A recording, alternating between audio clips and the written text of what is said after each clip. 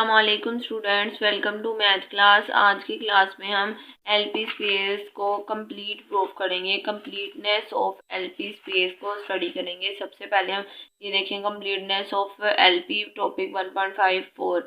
इसको हम देखें, इसको प्रूव करेंगे और देखेंगे कि एलपी स्पेस क्या होता है। सबसे पहले हम देखते हैं कि एलपी स्पेस क्या होता है। So LP space let P greater than equals to 1। इसमें जो भी पी की वैल्यू है वो हमेशा देन और 1 से या फिर 1 होनी चाहिए या फिर 1 से ग्रेटर होनी चाहिए। कोई भी फिक्स्ड रियल नंबर होना चाहिए, ठीक है। As a set X we take all sequence of complex और रियल नंबर। जो भी हमने वैल्यू लेनी है या फिर वो रियल हो सकती है या फिर कॉम्प्लेक्स सीक्वेंस हो सकता है। और जो सीक्वेंस है उसकी मेन प्रॉपर्टी ये है कि जो सीक्वेंस हमने लिया है वो कन्वर्जेंट सीक्वेंस होना चाहिए। सीक्वेंस जो है वो कन्वर्जेंट सीक्वेंस होना चाहिए। इसको हम कहते हैं एलपी स्पेस के पी जो है वो ग्रेटर देन इक्वल्स टू 1 होना चाहिए या फिर रियल हो या कॉम्प्लेक्स हो। और जो भी हमने सीक्वेंस लिया है वो कन्वर्जेंट सीक्वेंस होना चाहिए। इसको हम कहते हैं एलपी स्पेस। कन्वर्जेंट सीक्वेंस क्या होता है? सम ऑफ सीक्वेंस इज फाइनाइट। अगर हमारे पास सम ऑफ सीक्वेंस जो है वो फाइनाइट हो तो हम उस सीक्वेंस को कहते हैं कन्वर्जेंट सीक्वेंस। मतलब कि हमारे पास जो भी सीक्वेंस होगा या फिर रियल या फिर कॉम्प्लेक्स उसका हम सम ऑफ सीक्वेंस फाइंड करेंगे। मीन्स के सारी टर्म का सम फाइंड करेंगे। अगर वो सम ऑफ सीक्वेंस जो है वो फाइनाइट आ जाए, मतलब कोई ख़ास नंबर आ जाए, वो इन्फिनिटी को अप्रोच ना करे, तो उसको हम कहते हैं कन्वर्जेंट सीक्वेंस। अगर सम ऑफ सीक्वेंस जो है वो इन्फिनिटी आ जाए तो उसको हम कहते हैं डाइवर्जेंट सीक्वेंस, ठीक है। उन्होंने कहा है कि एलपी स्पेस में P greater than equals to 1 होना चाहिए। जो भी आप सीक्वेंस लें या फिर वो रियल हो या कॉम्प्लेक्स नंबर हो और जो सीक्वेंस लिया है वो कन्वर्जेंट होना चाहिए। कन्वर्जेंट कब होगा? जब हमारे पास सम ऑफ सीक्वेंस जो है वो फाइनाइट आएगा, ठीक है। अब हम एक सेट लेंगे, उस पर हम मिट्री को डिफाइन करेंगे और जो सेट लेंगे वो एलपी स्पेस में से लेंगे और उस मिट्री को हम प्रूव करेंगे कि आई एलपी स्पेस में कंप्लीट है या नहीं। चलिए हम सेट को डिफाइन करते हैं। एक्स हमने दो सीक्वेंस ले लिए हैं, x1 और x2। ये कहाँ से बिलोंग कर रहे हैं? एलपी स्पेस में से। जैसे हम पहले एम पी और एम एन लेते हैं ना, सेम एज इट इज हमने 1 और 2 का नाम दे दिया है। ये x1 और x2 है, ये हमने दो सीक्वेंस ले लिए हैं। कहाँ से बिलोंग कर रहे हैं? एलपी स्पेस में से। अब जो सीक्वेंस 1 है उसके एलिमेंट्स क्या हैं? एक्स।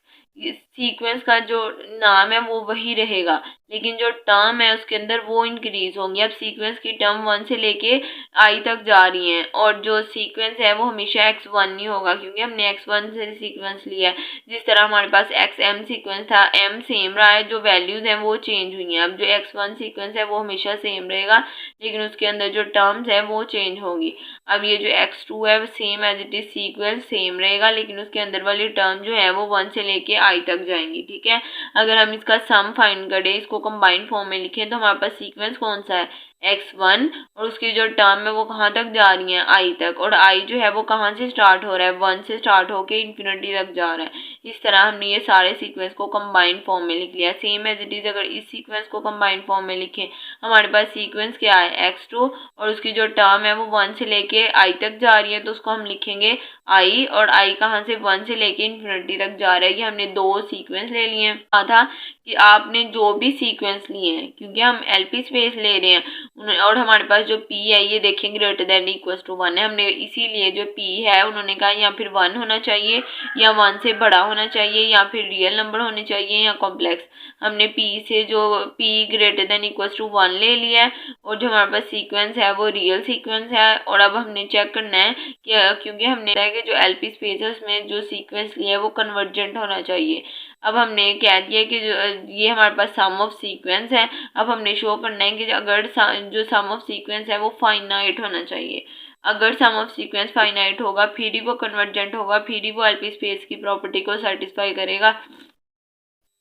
इसीलिए हमने कह दिया कि summation infinity I equals to 1 X I या 1 पी लेस देन इन्फिनिटी। जो सम ऑफ सीक्वेंस फाइंड किया हमने कहा है कि वो लेस देन इन्फिनिटी होना चाहिए। मींस कि वो कोई ऐसी स्पेसिफिक वैल्यू से लेस होना चाहिए, इन्फिनिटी को अप्रोच नहीं करना चाहिए, इन्फिनिटी से लेस होना चाहिए। अगर इन्फिनिटी से लेस होगा फिर ही हम कहेंगे जो सम ऑफ सीक्वेंस है वो फाइनाइट है। इस सेम एज इट इज जो दूसरा हमने सीक्वेंस लिया वो भी हमारे पास लेस देन इन्फिनिटी होना चाहिए, फिर ही वो फाइनाइट होगा, फिर ही उसको हम कहेंगे कन्वर्जेंट। ये तो हमने सेट पे जो एलपी स्पेस की प्रॉपर्टीज थी, जो उसकी डेफिनेशन में हमारे पास मेन पॉइंट्स थे, उसको अप्लाई कर दिया। उसके लिहाज से हमने एक सेट को डिफाइन कर दिया है कि जो सेट है उसमें जो पी की वैल्यू है वो ग्रेटर देन और इक्वल्स टू 1 है। यहाँ पे हमने इक्वल्स टू 1 और greater than equals to 1 values ले ली हैं। और हमारे पास जो सीक्वेंस है उन्होंने कहा था रियल होना चाहिए या कॉम्प्लेक्स होना चाहिए, तो हमने रियल सीक्वेंस ले लिया है। और थर्ड प्रॉपर्टी क्या थी कि जो भी सीक्वेंस लेना है वो कन्वर्जेंट होना चाहिए। तो हमने शो कर दिया है कि जो दो हमने सीक्वेंस लिए हैं वो लेस देन इन्फिनिटी है, मीन्स कि वो किसी स्पेसिफिक वैल्यू से लेस है, इसीलिए हमने कह दिया कि जो सीक्वेंस है वो कन्वर्जेंट भी है। अब हमने मिट्री को डिफाइन करना है, डी ऑन एक्स, एक्स पे हमने मिट्री को डिफाइन करना है। हम दो टर्म के दरमियान डिस्टेंस कैसे फाइंड करते हैं, उनका डिफरेंस लेके उनका स्क्वायर और इसका अंडर रूट ऐसे लेते हैं ना। अब हमने x1 सीक्वेंस की और x2 की सीक्वेंस की हर टर्म का डिस्टेंस फाइंड करना है।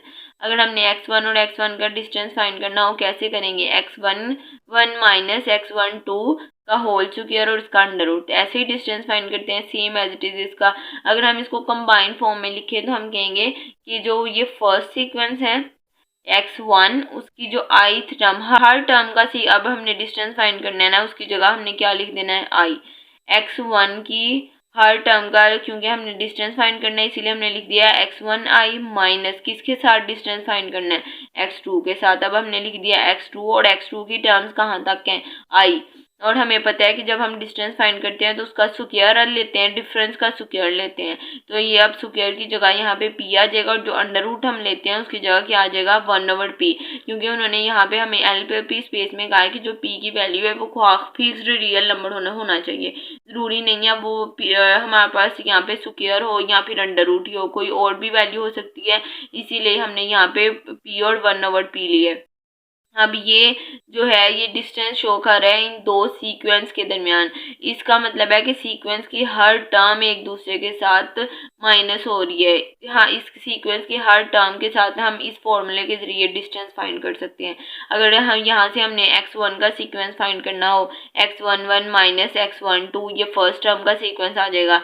x यहाँ से अगर सेकंड का फाइंड करना हो, x12 माइनस x22 की p और इसकी होल पावर 1/p, इस तरह हर टर्म का इस फॉर्मूले के जरिए हम डिस्टेंस फाइंड कर सकते हैं। अब हमारे पास हमें पता चल गया है कि एलपी स्पेस क्या होती है, उसका कन्वर्जेंट सीक्वेंस होना ज़रूरी है। कन्वर्जेंट को कैसे प्रूव करते हैं, हमने एक सेट ले लिया, उसमें मिट्टी को डिफाइन कर लिया है। अब हम इस मिट्री को प्रूव करेंगे कि हमारे पास जो हमने एलपी स्पेस में सेट और मिट्रिक लिया है, प्रूव करेंगे कि जो एलपी स्पेस है वो कंप्लीट स्पेस है।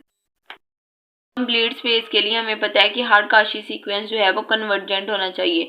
अब हमने काशी सीक्वेंस को कैसे प्रूव करते हैं, D of xm xn less than epsilon, means के जो दो सीक्वेंस है उनके दरमियान जो डिस्टेंस है वो बहुत छोटा होना चाहिए, उसको हम क्या कहते हैं, Kashi sequence, D of xm xn less than epsilon.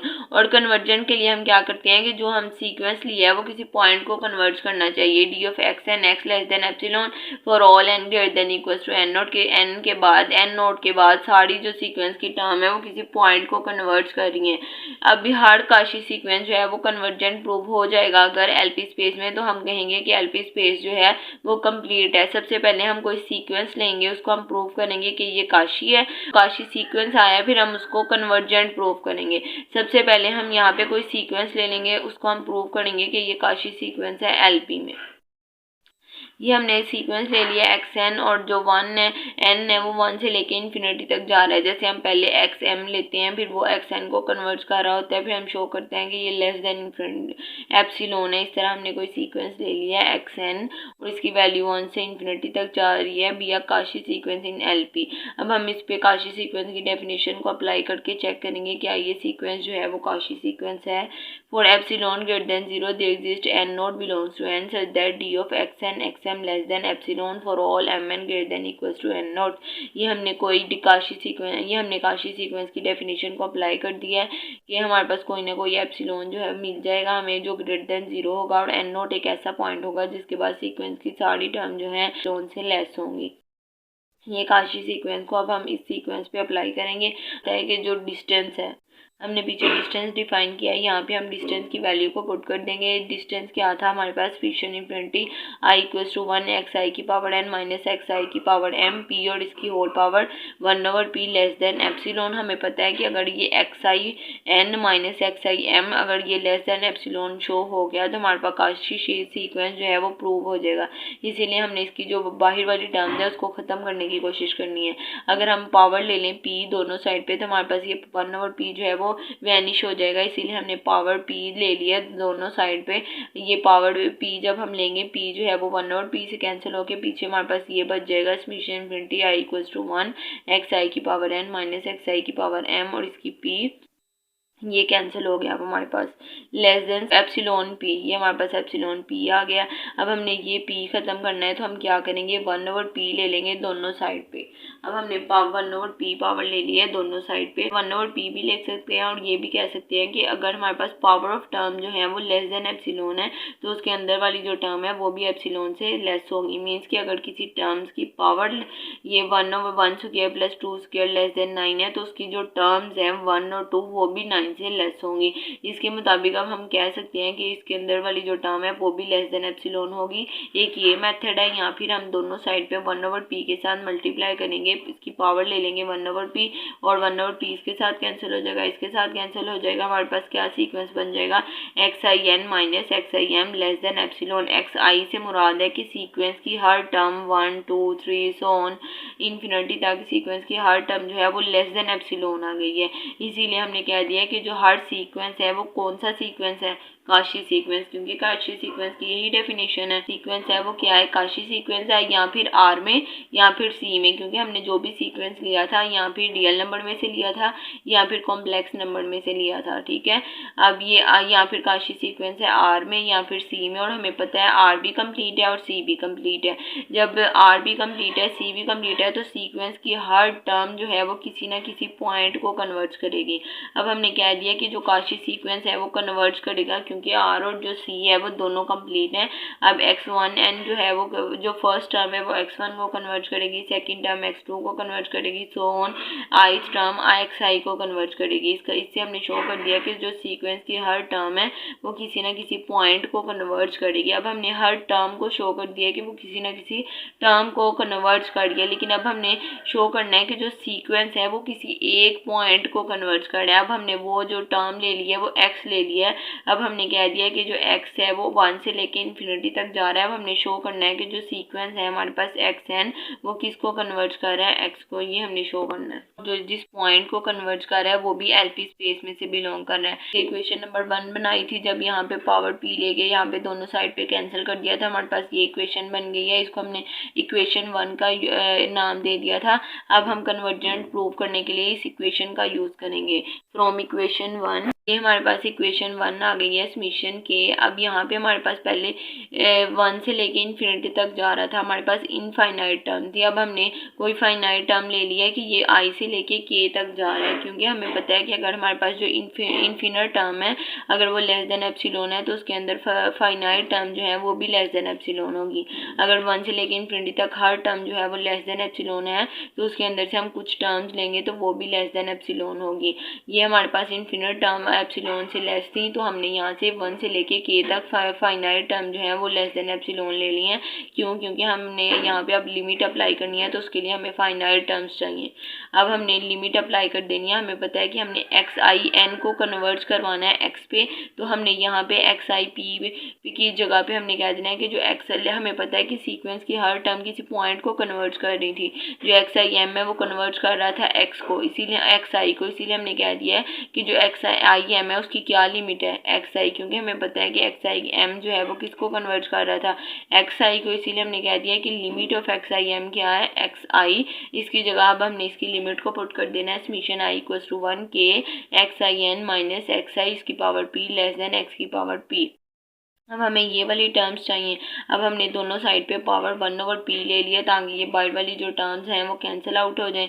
For all जो n है वो greater than equals to n not, means कि n नॉट एक ऐसा पॉइंट है जिसके बाद सीक्वेंस की हर टर्म जो है वो लेस देन एप्सिलॉन है। अब ये पावर जो है वो कैंसिल हो गई हैं। अब हमने जो k फाइनाइट लिया था लिमिट को पुट करने के लिए, उसको हम दोबारा रिप्लेस कर देंगे कि ये जो है वो इन्फिनिटी को अप्रोच कर रहा है। अब हमने i जो ले लिया 1 से लेके इन्फिनिटी तक, xi की power n minus xi less than epsilon. हमें पता है कि हमारे पास जो डिस्टेंस फॉर्मूला है उसमें हमारे पास p और 1/p है, इसीलिए हम इस साइड पे इनको कैंसिल नहीं करेंगे ताकि हम डिस्टेंस को रिप्लेस कर सकें। और यहाँ से p को कैंसिल कर दिया, ये हमारे पास लेस देन एप्सिलॉन आ गया। अब ये हमारे पास डिस्टेंस बन गया है xn और x के दरमियान। ये देखें d of x n x less than epsilon. अगर जो है हमने कहा था कि जो दो पॉइंट्स के अगर किसी सीक्वेंस और पॉइंट के दरमियान डिस्टेंस लेस देन एप्सिलॉन आ जाए तो वो सीक्वेंस उस पॉइंट को कन्वर्ज कर रहा होता है। अब हमने कन्वर्जेंट सीक्वेंस की डेफिनेशन को भी प्रूव कर दिया है और काशी सीक्वेंस को भी। हमने सबसे पहले जो सीक्वेंस लिया हमने शो किया कि वो काशी सीक्वेंस है एलपी में, और फिर हमने उस काशी सीक्वेंस को कहा कि वो किसी पॉइंट को कन्वर्ज कर रहा है। और किस पॉइंट को कन्वर्ज कर रहा है? एक्स को। जो एक्स है वो भी कहाँ से बिलोंग कर रहा है? एलपी स्पेस में से। पता है कि कंप्लीटनेस की क्या डेफिनेशन थी कि हर काशी सीक्वेंस जो है वो कन्वर्जेंट होना चाहिए। अब हमने प्रूव कर दिया है कि हर काशी सीक्वेंस जो है वो कन्वर्जेंट है एलपी स्पेस में से, इसीलिए हम कह सकते हैं कि जो एलपी स्पेस है वो कंप्लीट मीट्रिक स्पेस है। ठीक है, अगर आप लोगों को कोई प्रॉब्लम हो तो कमेंट सेक्शन में ज़रूर पूछिएगा। अगर आप लोगों को वीडियो पसंद आई हो तो लाइक कीजिएगा, सब्सक्राइब कीजिएगा और फ्रेंड्स के साथ शेयर कीजिएगा। Thank you so much. अल्लाह हाफिज़।